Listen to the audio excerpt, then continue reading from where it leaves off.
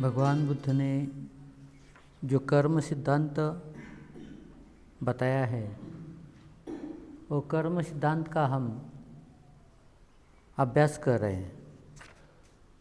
तो कर्म सिद्धांत में हमने आज तक कर्म कितने प्रकार के होते हैं, कुशल कर्म, अकुशल कर्म, ये हमने पढ़ा है। कर्म और कुशल अकुशल कर्म होते तो है, लेकिन वो तीन माध्यम से होते हैं। जैसा कायाकर्म, वचीकर्म और मनोकर्म, ये तीन माध्यम है कुशल अकुशल कर्म होने के लिए। और कर्म का हम अगर गहराई से अध्ययन करें तो हमें पता चलता है कि कर्म कायाकर्म, वचीकर्म, मनोकर्म, ये जो अकुशल कर्म होते हैं तो ये भी उसके भी अलग अलग प्रकार होते हैं। जैसा समय के अनुसार कर्म का वर्गीकरण होता है। समय के अनुसार कर्म का वर्गीकरण 4 भागों में होता है। जैसा एक दिट्ठ धम्म वेदनीय कर्म, दिट्ठ धम्म वेदनीय कर्म मतलब तुरंत फल देने वाला कर्म या तुरंत परिणाम देने वाला कर्म। 2 है उपज्य वेदनीय कर्म, उसको कह सकते हैं पुनर्जन्म में फल देने वाला कर्म, पुनर्जन्म में फल देने वाला कर्म या भावी जन्म में फल देने वाला कर्म, या कह सकते हैं देर से फल देने वाला कर्म। पहला कर्म क्या है? तुरंत फल देने वाला कर्म, जिसे हम कहते हैं दिट्ठ वेदनीय कर्म।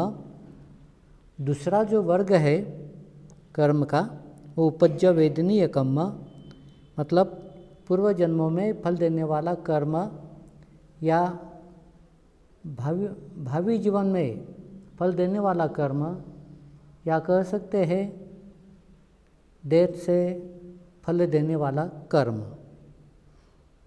यह है उपज्य वेदनीय कर्म। नंबर 3 अपरापरीय वेदनीय कर्म। अपरापरीय वेदनीय कर्म मतलब अनिश्चित समय से फल देने वाला कर्म। मतलब फल तो मिलता है लेकिन उसका समय कोई निश्चित नहीं होता है, इसलिए अनिश्चित समय पर फल देने वाला कर्म उसे कहते हैं अपरापरीय वेदनीय कर्म। ये कर्म का तीसरा प्रकार। और चौथा प्रकार है कर्म का फल देने का, वो है अहोसी कर्म। मतलब वो कर्म का कोई फल मिलेगा ही नहीं, ऐसा नहीं है, ऐसा बिल्कुल नहीं है कि उसका फल मिलेगा ही। तो परिणाम शून्य कर्म या फल न देने वाला कर्म, जैसा जैसा टाइम बढ़ता है वैसा वैसा वो कर्म का फल देने का जो शक्ति है, जो पावर है, वो क्या होता है? नष्ट होते जाता रहता है। इसलिए उसको कहते हैं अहोसी कर्म। ये टाइम के अनुसार समय के अनुसार ये कर्म का वर्गीकरण किया जाता है उसको कहते हैं पाक काल। पाक काल समय के अनुसार कर्म का वर्गीकरण, मतलब समय के अनुसार जो फल देता है कर्म, उसका वर्गीकरण उसे कहते हैं पाक काल। समझ में आए? जो हमने पढ़ा है उसका रिवीजन कर रहे हैं समझने के लिए। ओके, अभी दूसरा क्लासिफिकेशन कर्म का ही, वो किच। किच का मतलब क्या लिखा है आपने?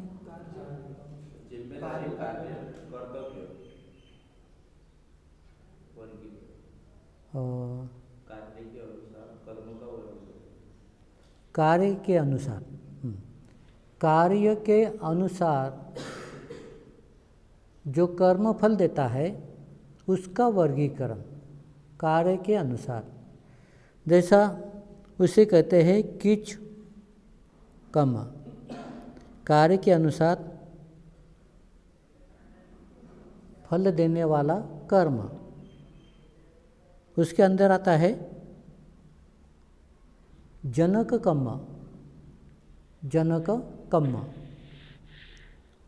मतलब कर्म को उत्पन्न करने वाला कर्म, मतलब जहाँ से कर्म की शुरुआत होती है उसका फल कर्म किया जाता है, फल मिलते रहता है। वो शुरुआत उत्पन्न करने वाला कर्म, मतलब कर्म की शुरुआत जहाँ से होती है कर्म की उत्पत्ति की, उसको कहते हैं जनक कर्म। नंबर 2 पे आता है उपथंबक कर्म। उपथंबक कर्म, या कह सकते हैं सहायक कर्म। सहायक कर्म मतलब कर्म का पावर बढ़ाने के लिए जो कर्म सहायक बनता है, कर्म का पावर, कर्म की शक्ति बढ़ाने के लिए जो कर्म सहायक बनता है उसे कहते हैं उपथंबक कर्म।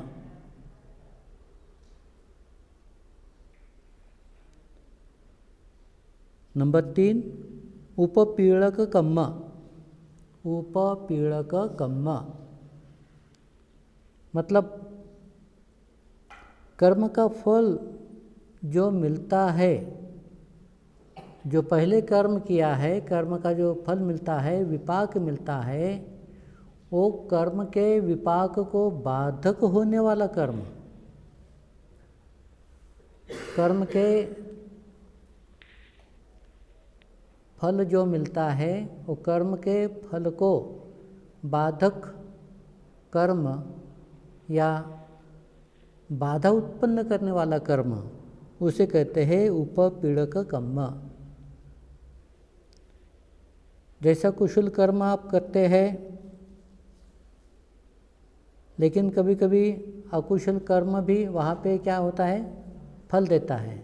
तो कुशल कर्म का जो पावर है उसको क्या होता है, बाधा होती है फल देने के लिए, और एक दुविधा, एक असुविधा उत्पन्न होती है। मतलब उसका कुशल कर्म का फल जितना पावत से, जितने ताकत से मिलना चाहिए, वो ताकत कम होती है, वो ताकत को कम किया जाता है। तो इसलिए ये जो अकुशल कर्म फल देता है उस समय, ये अकुशल कर्म को उपपीड़क कर्म कहते हैं, क्योंकि कुशल कर्म का फल देने का जो शक्ति है उसको बाधा उत्पन्न होती है। वैसा ही अकुशल कर्म जो फल देता है, अकुशल कर्म जितनी ताकत से, जितनी शक्ति से अकुशल कर्म का फल मिलता है, अगर उस समय कुशल कर्म का भी फल मिलने लगे तो क्या हो जाता है कि अकुशल कर्म का फल की ताकत शक्ति कम होती है। पूरी ताकत से अकुशल कर्म फल नहीं दे सकता है, क्योंकि ये कुशल कर्म का फल वहाँ पे क्या होता है, उसके लिए बाधा बनता है, उसको एक अड़चन उत्पन्न करता है। इसलिए ऐसे कर्म को क्या कहा जाता है, उपपीड़क कर्म, उसको कहते हैं उपपीड़क कर्म। और इसके अंदर किच में जो चौथा कर्म है उसे कहते हैं उपघातक कर्म। उपघातक कर्म मतलब विनाश करने वाले कर्म, विनाश या घात करने वाले कर्म। जो कर्म करते हैं वो कर्म का क्या करते हैं, उसको फल मिलने ही नहीं देते, बाधा नहीं बनते, सिर्फ अड़चन उत्पन्न नहीं करते, उसको मिलने ही नहीं देते, उसको पूरा का पूरा नष्ट करते, विनाश करते हैं। ऐसे उपघातक कर्म कहे जाते हैं, उसको कहते हैं उपघातक कर्म। कुशल है तो उसका फल नहीं मिलेगा, क्योंकि अकुशल कर्म पूरा का पूरा वहाँ पे क्या हो जाता है, हेवी हो जाता है, और वो उपघातक बनकर वो डिस्ट्रक्ट करता है, उसको नष्ट करता है, विघात करता है उसका। ओके, तो अभी हमने कर्म के बारे में पाक काल कर्म, कीच कर्म, ये दो देखे हैं। एक है समय के अनुसार फल देने वाले कर्म का वर्गीकरण, समय के अनुसार फल देने वाले कर्म का वर्गीकरण, उसे कहते हैं पाक काल। दूसरा है कार्य के अनुसार फल देने वाला कर्म, कार्य के अनुसार, पहला समय के अनुसार, दूसरा कार्य के अनुसार। कार्य अलग अलग प्रकार के होते हैं, जैसा अभी जनक कर्म है, उपथंबक है, उपपीलक है, उपघातक है। ये जो वर्गीकरण किया है वो कार्य के अनुसार कर्म का वर्गीकरण किया गया है। अभी तीसरा जो हम देखने वाले हैं वो बड़ा ही महत्वपूर्ण है, वो है पाकदान पर्याय। पाकदान पर्याय,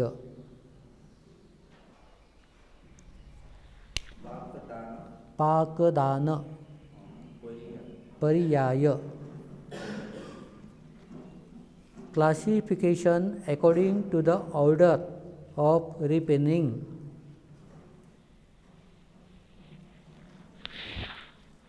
मतलब परिणाम के अग्रक्रमानुसार कर्म का वर्गीकरण। पाकदान पर्याय, ये कर्म का वर्गीकरण है ना, कर्म का वर्गीकरण है, क्लासिफिकेशन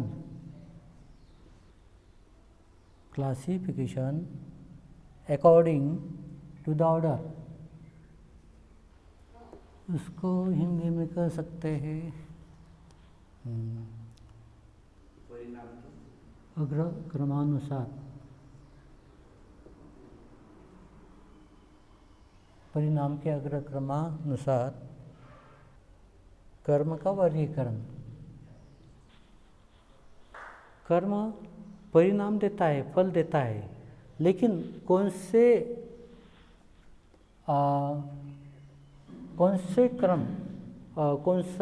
कर्म उसका पहला क्रम लगता है, कौन से कर्म का परिणाम देने के लिए पहला नंबर लगता है, बाद में किसका लगता है?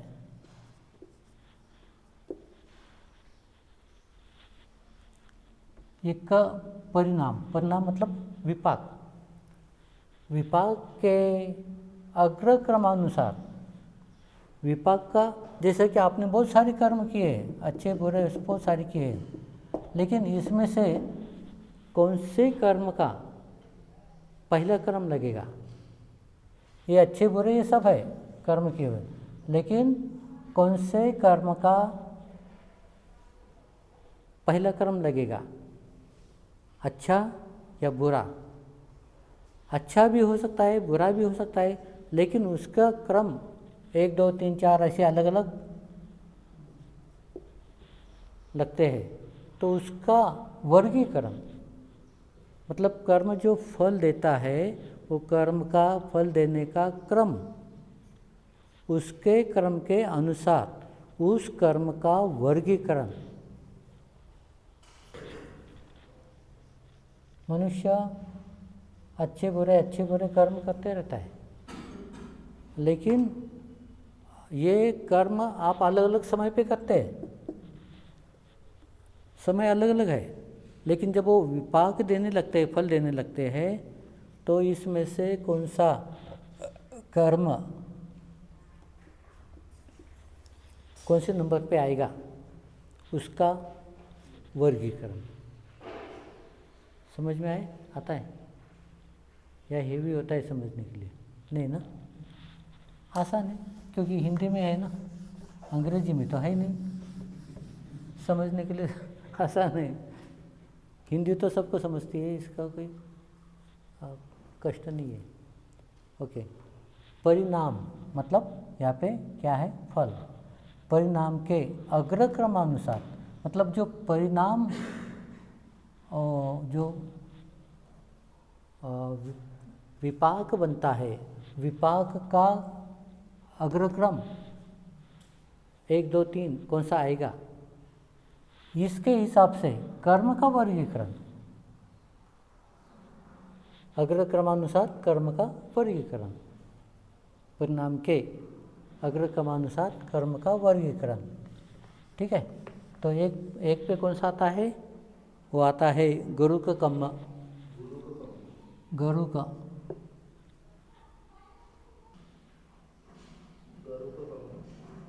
का कर्म, हाँ, वेटी कर्म,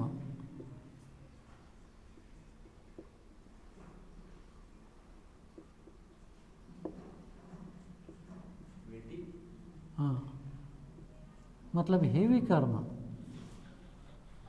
भारी कर्म, हेवी कर्म, भारी कर्म।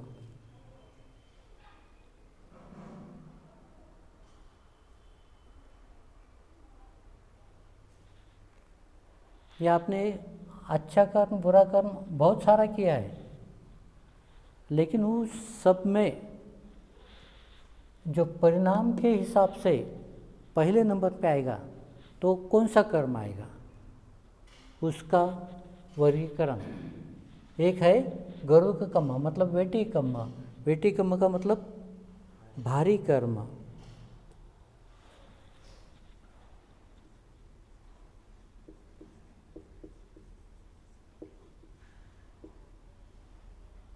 भारी कर्म। तो भारी कर्म कौन सा आता है? 2 प्रकार के होते हैं। एक समापत्ति 8, समापत्ति 8 जो ध्यान के साधना में, समापत्ति 8,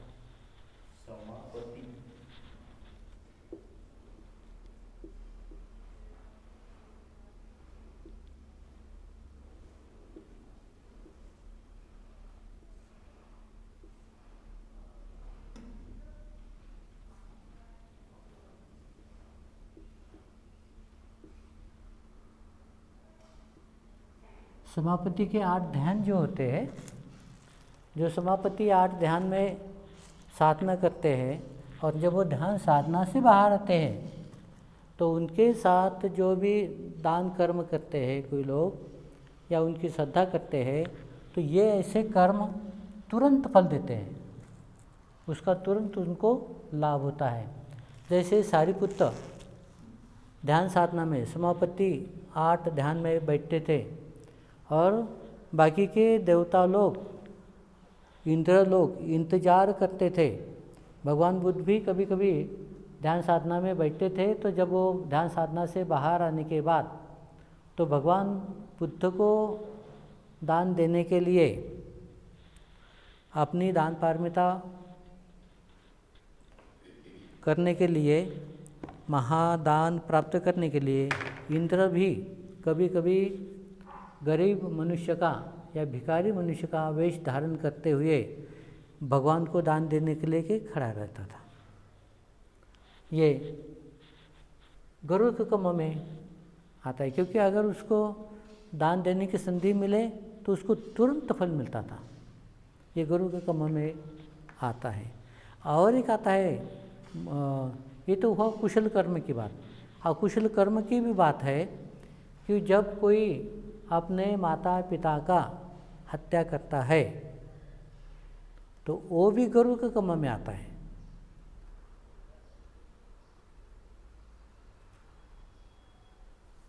वो भी गरुड़ के कर्म में आता है।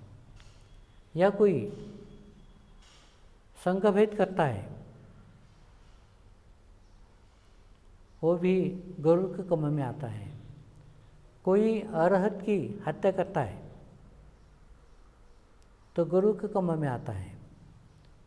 कोई भगवान बुद्ध को आघात पहुंचाता है, उनका खून निकलता है, तो ये भी गरुड़ के कर्म में आता है।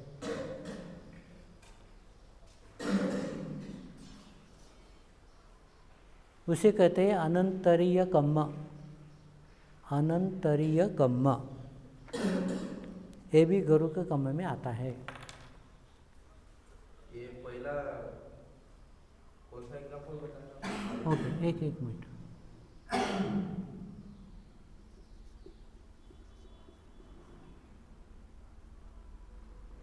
अनंतरीय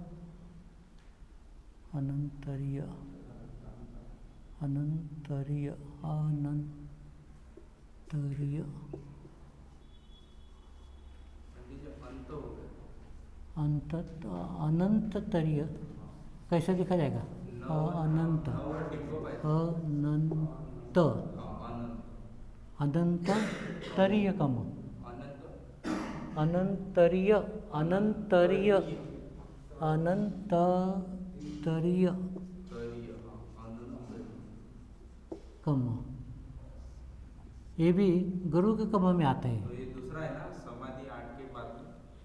ये अलग, ये अलग। अच्छा, ये भी आता है बाहरी कर्म में, क्योंकि ये भी फल देता है, लेकिन ये कुशल के लिए फल देता है। अनंतरीय कर्म जैसा माता पितु घात,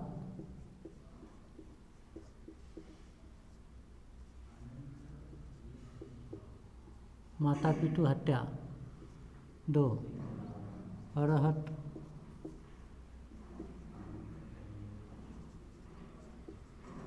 हत्या 3,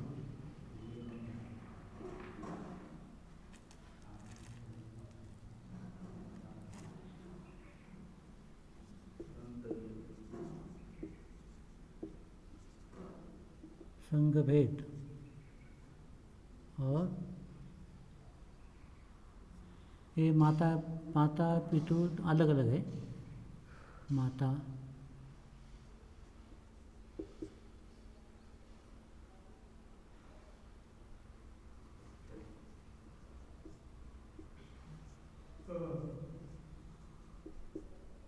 माता पितु हत्या, अरहत हत्या, ये भगवान को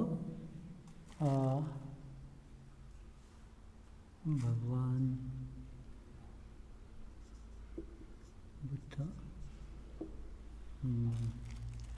वो खून निकालने बुद्ध पर आघात,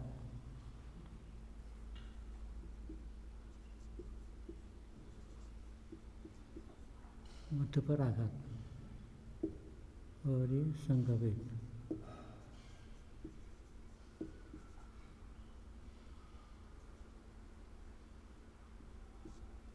एक, दो, तीन, चार, पाँच, उसे कहते हैं अनंतरीय कम्म। अनंतरीय कम्म, ये पाँच है। या अकुशल कर्म, या कुछ अनंतरीय कम्म हत्या है ना। बुद्ध पर आघात मतलब बुद्ध को ठेस पहुंचाना, बुद्ध का हिंसा करने के लिए। जैसा देवदत्त ने बहुत बड़ा एक शिला भगवान बुद्ध के ऊपर ढकेल दी थी, तो वो शिला का एक टुकड़ा सा टूटकर भगवान बुद्ध के पैरों को लगा था और उससे खून निकल गया था। तो ये ऐसा बुद्ध पर आघात करना या संघभेद करना, ये अनंतरीय कम है। अगर ये तुरंत फल देता है और ये कहा जाता है, फिर उसका का उत्पत्ति होती है नरक में, अवेची नरक।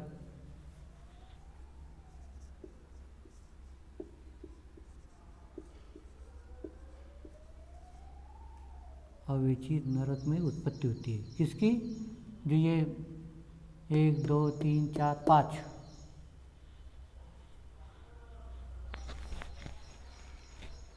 बाकी आपने कितने भी बुरे कर्म किए, लेकिन ये अनंतरीय कम हुआ तो ये पहले फल देगा, बाकी के बाद में। पहला ही उसको बोलते हैं गुरु का कम्म। और ये करने के बाद कहाँ उत्पन्न होता है? अविचित नरक में उत्पन्न होता है। नरक भी कितने प्रकार के हैं? 8 प्रकार के हैं। वो भाग अलग है, वो बाद में कभी बताएंगे आपको।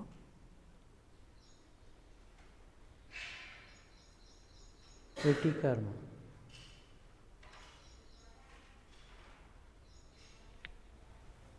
ठीक है।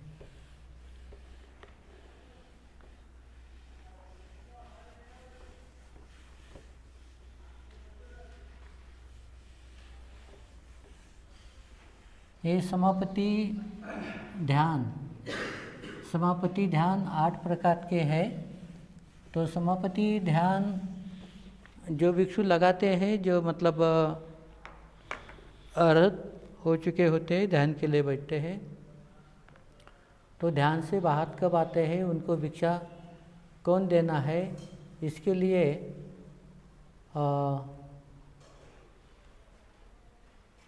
जो देवता है, जो इंद्र है, जो शुक्र है, वो क्या करते हैं? इंतजार करते रहते हैं कि मुझे मौका मिले, क्योंकि ये बहुत पुण्य प्राप्त करने का अवसर होता है।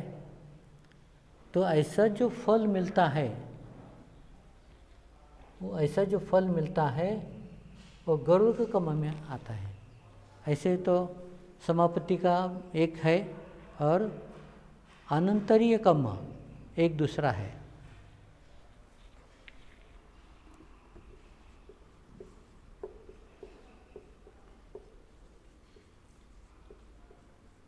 अनंतरीय कम्म ये कितने हैं? ये 5 है।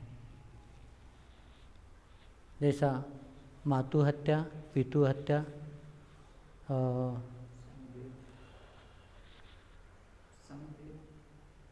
संघभेद, बुद्ध लोहित पात, हाँ, और औरत हत्या, ये है संघभेद। माता हत्या, पितु हत्या, औरत हत्या, बुद्ध लोहित पात और संघभेद, 5। तो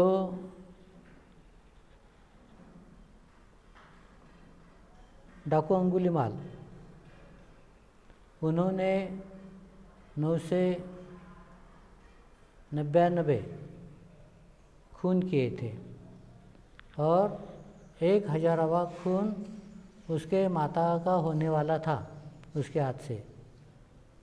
तो भगवान बुद्ध अंगुलीमाल को बचाने के लिए उन्होंने सुबह ध्यान साधना करने के बाद देखा अपनी ध्यान बल से कि आज किसका कल्याण करना है। तो जब उनके सामने डाकुली अंगुलीमाल आया साधना में, तो उन्होंने सोचा कि ठीक है, डाकुली अंगुलीमाल का आज कल्याण करेंगे, और वो उसको बचाने के लिए आगे हो जाते हैं और उसके माता को बचाते हैं। मतलब उसकी माता की हत्या अंगुलीमाल से न हो जाए, इसलिए वो खुद आगे आते हैं। और फिर डाकू अंगुलीमाल जो है उसके माता की हत्या नहीं कर पाता, ताकि वहाँ पर बुद्ध आते हैं और बुद्ध उसको उपदेश देते हैं। तो वो अविची नरक में नहीं जाता। 999 खून करता है, लेकिन केवल एक माता की हत्या न होने के वजह से वो अविची नरक में नहीं जाता है। नरक में जाता है लेकिन अविची नरक में नहीं जा सकता, क्योंकि वहाँ पे माता पिता की हत्या नहीं हो सकती है। लेकिन जब बुद्ध वहाँ पे आते हैं तो बाकी नरक अवस्था से भी वो बचता है, क्योंकि बुद्ध उसकी अनुकंपा करके आते हैं। तो अकेली माता का खून, एक माता का खून, जन्मदाती माता का खून, और इधर 999 खून, और एक माता का खून, कौन सा भारी है? माता का भारी है। ये एक और ये इतने, कौन सा भारी है? हाँ, एक भारी है एक आदमी का, और इधर 999। कैसा हो बता, कैसा कहा जाएगा? उसका फल जो मिलेगा और इसका फल मिलेगा, तो कौन सा ज़्यादा फल मिलेगा?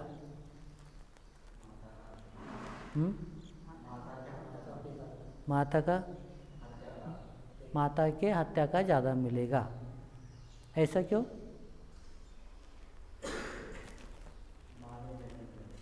माँ ने जन्म दिया। अच्छा, तो फिर इधर तो 999 और इधर एक ही है, तो हत्या ज़्यादा कहाँ होगी? इधर हो गया, उधर हो गया,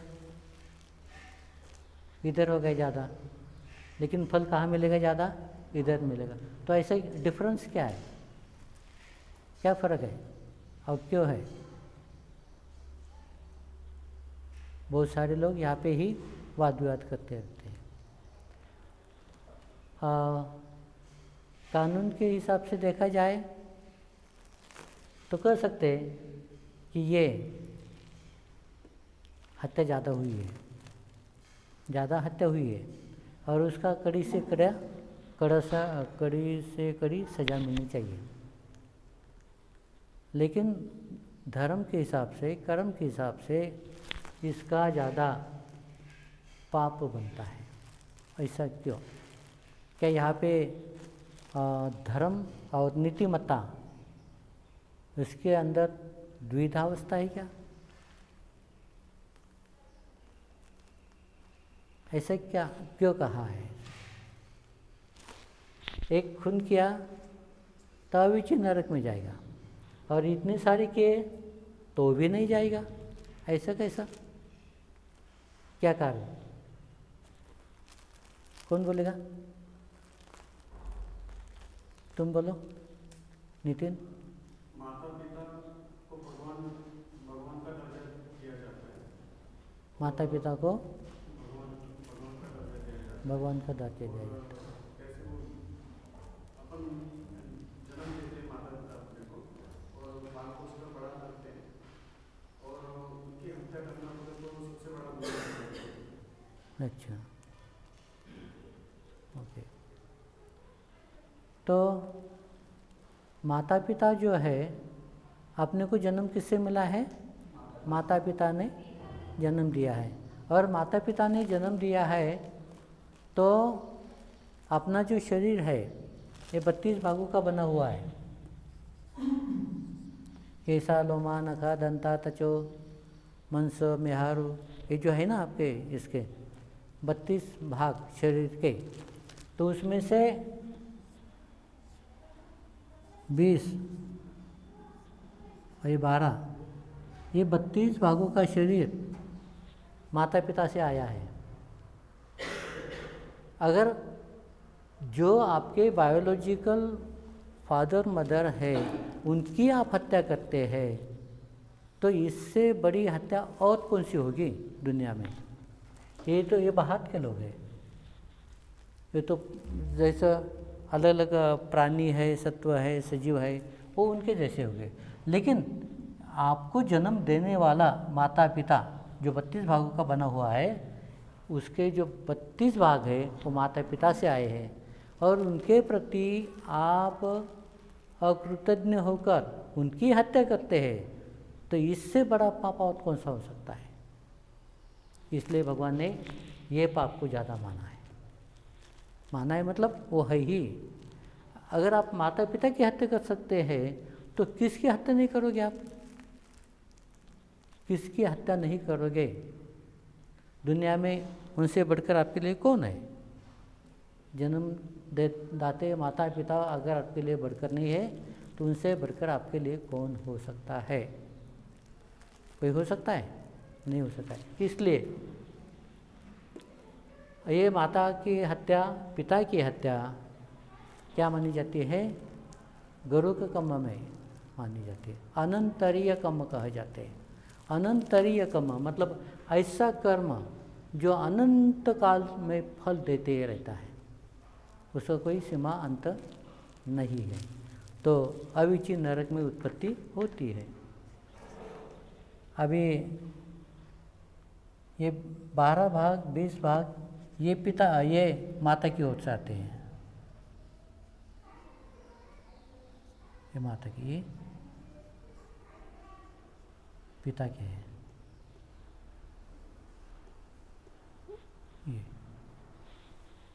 ये कौन से है 32 भाग? आप इसमें देखो किताब में जो 32 भागों का आपका शरीर बना है, आपको पहले ही बताया जाता है दीक्षा लेते समय। केसा मतलब सर के बाल, लोमा मतलब ये आपके शरीर के बाल, केसा लोमा, नखा नख नाखून, दंत अपने दांत, त्वचो अपनी ये त्वचा, ये 5 भाग जो है वो अशुभ माने जाते हैं। ये 5 भागों पर आसक्ति उत्पन्न होती है, तृष्णा उत्पन्न होती है, काम वासना उत्पन्न होती है 5 भागों पर आसक्त होने से। कैसा मतलब ये जो केस है, किसी स्त्री के बहुत मुलायम सुंदर लंबे बाल हुए तो हम बालों पर आसक्त होते हैं, कितने अच्छे बाल हैं, है ना। और ये बदन की जो लोमा है उस पर भी आसक्ति होती है, उस पर भी आसक्ति उत्पन्न हो सकती है।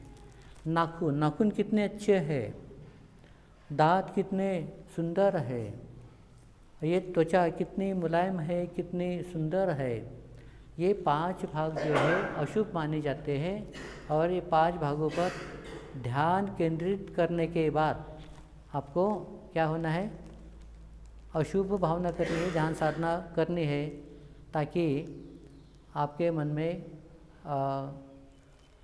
काम वासना जागृत न हो जाए। चाहे वो स्त्री पुरुष हो, ये काम वासना जागृत 5 भागों के लिए होती है। और उससे भी ज़्यादा एक किताब दे दो, वंदना का किताब बड़ा वाला, या आप गिरिमानंद सूत्र में, गिरिमानंद सूत्र में कहते हैं ना,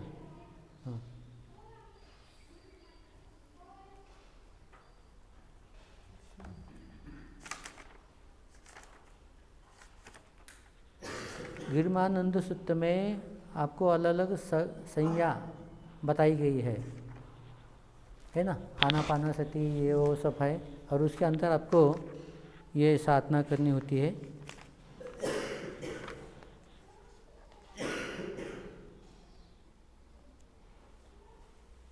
कहाँ है वीरवानंद सूत्र? इधर देखो ना, उधर कहाँ देखते, अनुक्रमणिका देखना चाहिए। हाँ कहाँ है, अभी देखो जल्दी। 5 नंबर 73।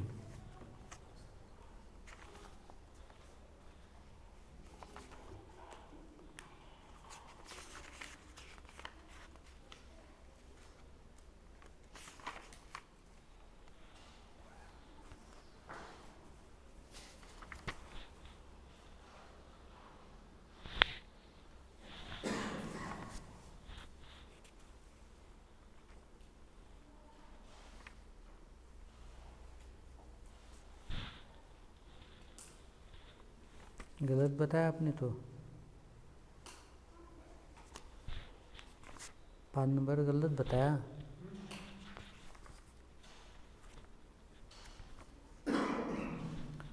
तो अपने जो शरीर के भाग है, जैसा केस है, लोम है, नखा है, दंता है, त्वचा है, खून है, आपने हड्डी है, मज्जा है, उसके अंदर सेदो मेदो,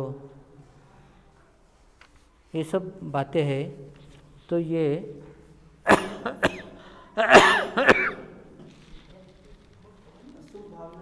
अशुभ भावना के अंदर आता है। 113 नंबर पे आपने 73 बताया।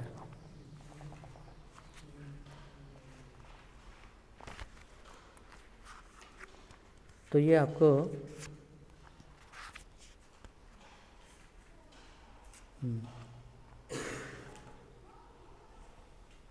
ये अशुभ भावना में आता है। हाँ है, ठीक है, मिला। अशुभ संज्ञा ईथानंद भिक्खु एवमेव कायं उद्धपादतला अधो केशमत्थका तच पर्यन्तं पुरं नानप्पकारस्य अशुचिनो पच्चवेक्षति अत्थि इमस्मिन् काये केशा लोमा नखा दंता तचो मंस नहारु अट्ठी अट्ठिमिज्ज वक्क हदयं यकनं किलोमकं पीहकं पप्पसं मथलुंग अंत अंतगुणं उदरियं करिसं पित्त सेम्ह पुब्भो लोहित सेदो मेदो अस्सु वसा खेलो सिंघानिका लसिका मुत्तंती। ये जो है ये 32 भाग जो है ये सब माता पिता की ओर से आए। तो इससे हमारा जीवन है, इससे हमारा नाम रूप है, इससे हम हैं। अगर हम ऐसे ही अपने को दान देने वाले माता पिता की हत्या करें तो इससे बड़ी हत्या दुनिया में कोई नहीं मानी जाती। चाहे आप कितने भी लोगों को मारो वो बात अलग है, लेकिन माता पिता को ख़त्म करना ये बहुत बड़ा पाप माना जाता है। ठीक है। तो गरु का कम्मा, इसके अंदर आता है अनंतरीय कम्मा। ये समापत्ति का भी हम उसको समावेश कर सकते हैं। अभी दूसरा आता है बहुल कम्मा 2।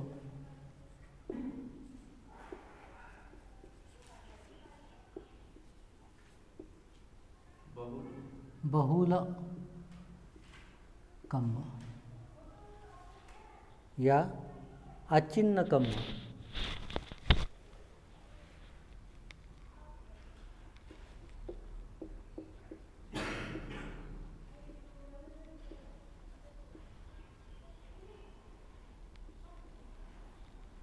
बहुल कम्मा या अचिन्न कम्मा।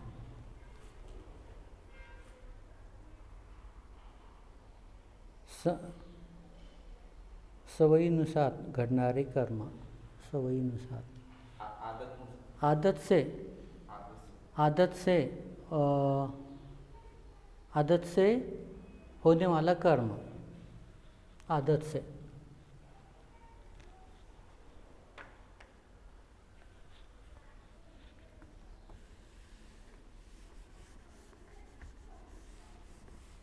जैसा आदमी करना तो नहीं चाहता है, लेकिन आदत लग गई, लत लग गई, तो उसकी आदत से कर्म हमेशा बनते रहता है। जैसा कोई चोरी नहीं करना चाहता है, लेकिन क्या करे, उसकी आदत ही होती है चोरी करना, तो फिर वो देखने के बाद मन पर ये नहीं कर सकता है, कंट्रोल नहीं कर पाता है।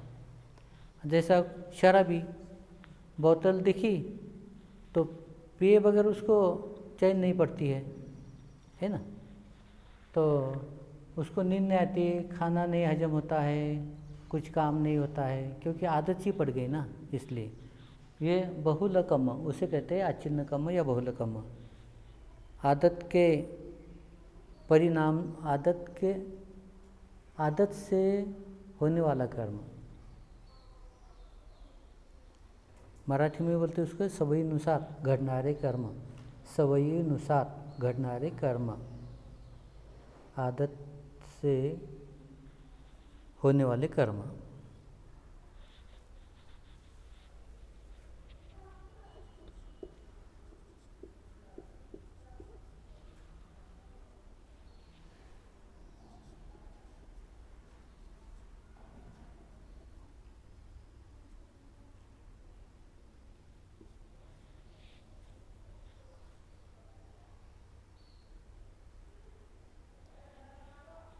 आसन्न कर्म, ये कर्म ऐसा है, ये कब फल देता है? मृत्यु समय।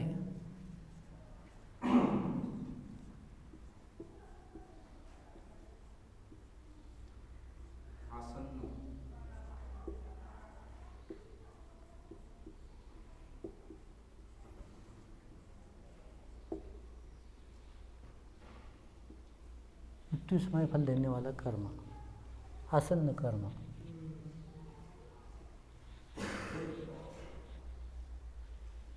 और 4 कतत्ता कर्म,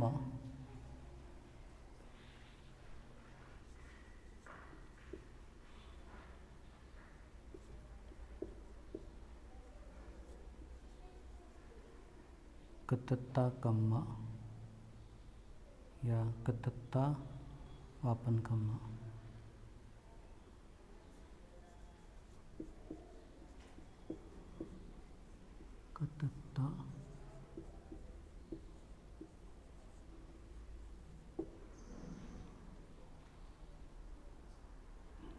कतत्ता वापन कर्म। आसन्न कर्म मृत्यु समय फल देने वाला कर्म। कतत्ता कर्म क्या? कतत्ता वापन कर्म, आरक्षित कर्म, संचित कर्म। आरक्षित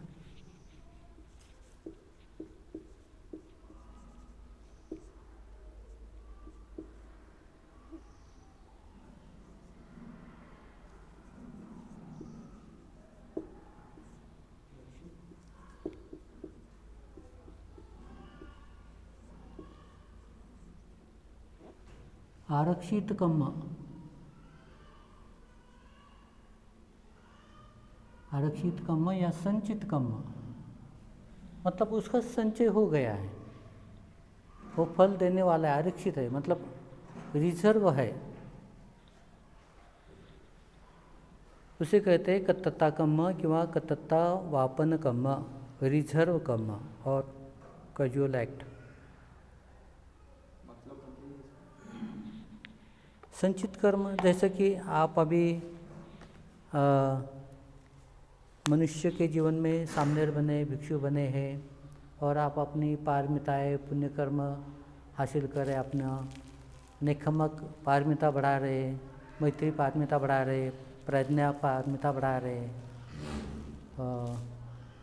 तो ये आपका हर दिन का जो पुण्य कर्म होता है ये संचित होते रहता है, ठीक है। तो ये कर्म का फल बराबर फल तो देगा, वो क्या है, संचित कर्म हो रहा है, ये फल बराबर देने वाला है, इसलिए वो आरक्षित कर्म कहते हैं उसको। उसका आपको बराबर इस जन्म में हो या अगले जन्म में हो, उसका फल मिलना ही वाला है। इसलिए तो ये कब होता, ये इस जन्म में भी हो सकता है, अगले जन्म में भी हो सकता है। लेकिन ये सब कर्मों में पहला कर्म कौन सा फल देने वाला है परिणाम के हिसाब से? ये गुरु का कर्म। और दूसरा बहुलक कर्म यानी अचिन्ह कर्म। तो ये अचिन्ह कर्म हैबिट के अनुसार फल देने वाला कर्म, आपके आदत के अनुसार, आदत के अनुसार, आदत से फल देने वाला कर्म। आदत तो आपकी बने रहती कि आपको ये जैसा आपका कोई झगड़ा हो गया किसी के साथ में और मारपीट होगी, 302 नहीं, कितना 307 कलम लग गई। 302 की कौन सी होती है? Murder case. 307 कौन सी होती है? हाफ मर्डर, है ना। हाफ 307 की आप पर ये हो गया, मतलब गुनाह लग गया, तो आपका दुश्मनी लग गया है किसी के साथ में। तो फिर आप क्या करते हैं कि उसको कम करने के लिए, उसका प्रभाव कम करने के लिए, उसकी शत्रुता कम करने के लिए आप क्या करते हैं? मैत्री भावना करते हैं। मैत्री भावना करते करते वो जो आपका दुश्मन है उसको आप क्या कर लेते हैं? मित्र बना लेते हैं। मैत्री भावना से दुश्मनी कम हो जाती है। तो ये बहुलक कर्म है। आदत डालते आप, ऐसा नहीं करना है अभी, और दुश्मनी नहीं करेंगे, झगड़ा नहीं करेंगे, उसके साथ कोई शत्रुत्व नहीं करेंगे।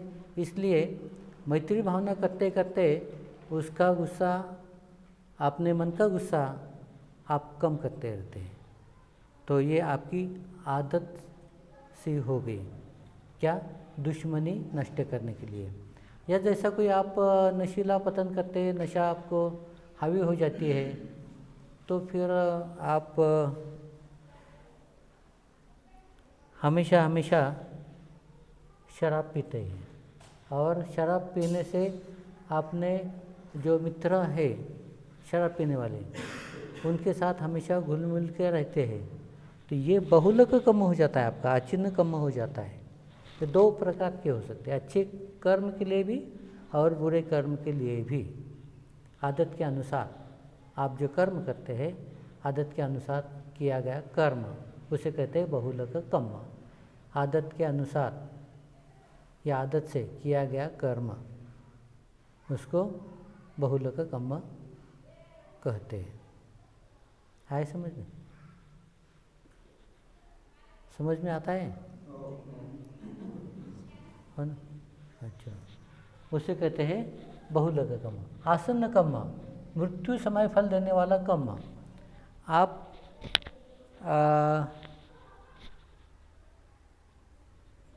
जैसा कोई एक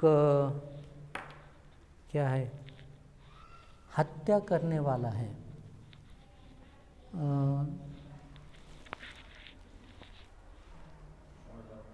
बुचत कहते हैं आप उसको, प्राणी की कत्ल खाना, हाँ कसाई। हाँ, कसाई क्या करता है? अपने उपजीविका करने के लिए प्राणियों की हत्या करते रहता है। कसाई कत्ल खाने में उसका काम ही है, उसका आदत ही है क्या? कत्ल करना। तो फिर जब वो मरता है तो आसानी से नहीं मरता वो। आप देखना, कभी ऐसा कोई आदमी बुरे काम करता है तो आसानी से नहीं मरता वो, सुख से चैन से नहीं मरता। वो भी ऐसा मरता है जैसा जिस प्राणी की उसने हत्या की है, वो प्राणी जैसा तड़पता है मरते समय, या जैसा वो कृति करता है वो मरने वाला प्राणी, मतलब आवाज़ निकालता है, तड़पड़ता है, बेचैन होता है, उसी ढंग से ये कसाई या वो हत्या करने वाला आदमी उसी तरह से मरता है, उसी तरह से वो मरता है। तो उसे कहते हैं आसन्न कर्म, मतलब मृत्यु के समय फल देने वाला कर्म उसका विपाक बन के आता है और वो फल देता है। तो फिर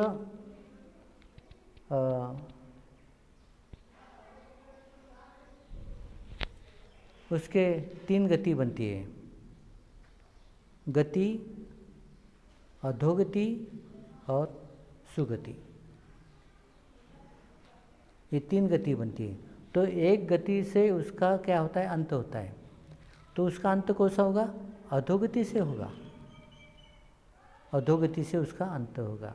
सुगति किसकी होगी, जो हमेशा दान कर्म करता है, मैत्री भावना करता है, या किसी के सुख दुख में शामिल होकर दुख कम करता है, सुख बढ़ाता है, तो वो भी उसकी गति होगी जाने की, मरने की। तो कौन सी गति, सुगति है, ठीक है। और गति कैसी है कि जैसा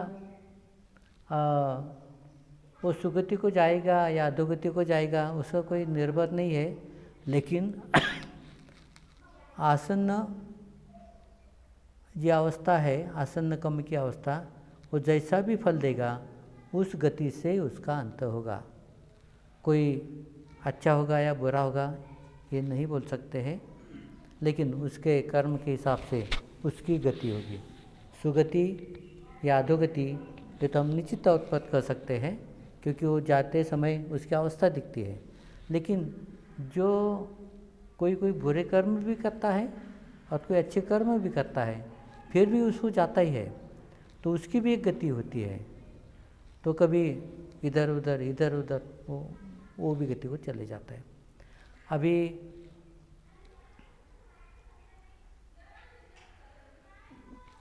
मनुष्य की 3 ये है, मनुष्य जीवन के 3 क्या है,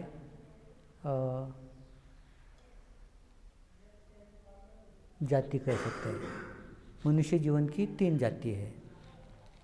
कौन सी है, कौन बोलेगा?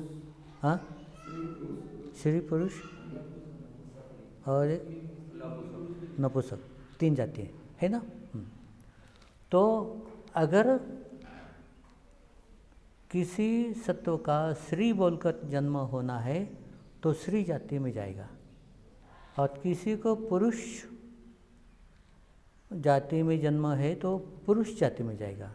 और एक जाति ऐसी है, न तो पुरुष में जाती है न स्त्री में भी जाती है, बीच में ही इधर उधर ऑसिलेट होती रहती है। तो ये है नपुंसक जाति। ऐसे मतलब नपुंसक शरीर आदमी का, लेकिन चाल चलन स्त्री की। कभी कभी शरीर स्त्री का, लेकिन चाल चलन आदमी की। तो ऐसे भी नपुंसक ये होते हैं।